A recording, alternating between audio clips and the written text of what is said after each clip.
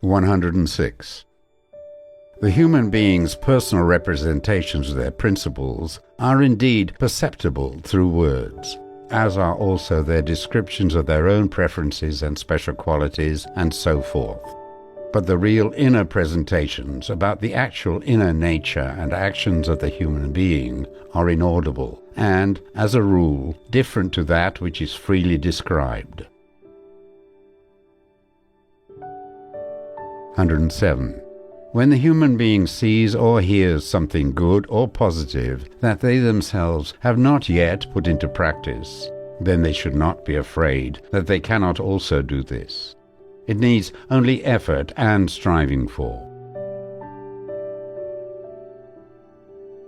May the human being never hesitate to also ask human beings who are more unknowing and uneducated than themselves about sense and purpose and about other things, and learn from them. The human being ought not to only be disposed towards their own kind, rather also to those who are of lesser knowledge and education. 109.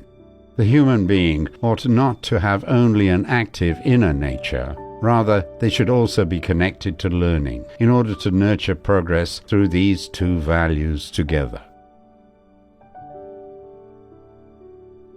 110. A truly wise human being nurtures 7 things regarding being human. 1. They are modest in their leading of life. 2. They are modest in regard to their fellow human beings. 3. They are deferential and respectful in dealing with and in duty in regard to their fellow human beings and all life forms. 4. They are truly magnanimous towards their fellow human beings and all life forms. 5. They are truly generous to their fellow human beings. 6. They are fair and honest in dealing with and regarding duty to their fellow human beings. 7. They are filled with love for all life, both for human beings and animals, as well as for plants and everything which exists. 111. Acquaintanceships or friendships may last a long time, as is also the case with relationships with relatives. However, pertaining to all of these relationships is that, if peace and reciprocal connectedness are to be maintained, all ought to be shown the same amount of deference and respect as was given right from the beginning. 112. Before a human being acts, everything must be thoroughly considered, so that the source of possible errors is kept as small as possible. 113. As long as it goes well for the human being, they play the strong and knowing one. But if it goes badly for them, then they play the weak and unknowing one. To do that is not only an abomination, rather it is also of low intelligence which can scarcely be matched by anything. 114. The human being should not recall earlier errors and badness of their fellow human beings, so that they do not reap resentment and hate. 115.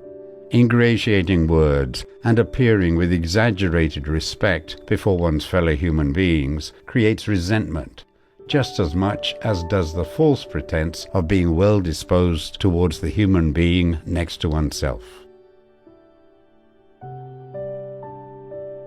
116. It is only seldom that honesty is found in the human being to the degree that one recognizes one's own errors and charges oneself with them inwardly. But exactly that must be necessary work, so that the mistake is remedied and learnt from, and thereby progress is guaranteed. 117.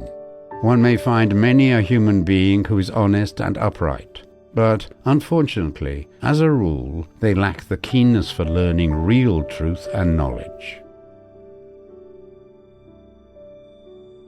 119. A human being may seethe with rage, but they must not pass this on to others. 120. Whoever truly learns and lives according to progress, as well as true knowledge and the truth, will not commit an error of the same form for a second time. 121. A truly human being helps and gives to the needy, but they do not help to increase the prosperity of the rich. 122. When the human being striving for that which is new, for knowledge, truth, and progress, is not tended and nurtured to a considerable degree, then everything is neglected or is already given up shortly after it begins, whereby the human being limits themselves from the start. 123. When the human being learns, then may they be a student according to the kind of all noble and sublime ones. However, never according to the kind of the ignoble, dishonest, base, and villainous. 124. A righteous human being never boasts about their merits, nor about their deeds, nor about their work or intelligence. 125.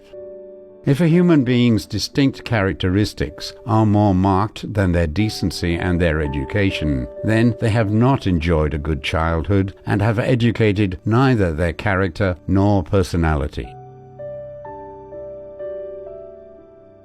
126. If, with a human being, their education alone is formed, but good manual skills as well as solid characteristics are lacking, then there is no basic life consistency.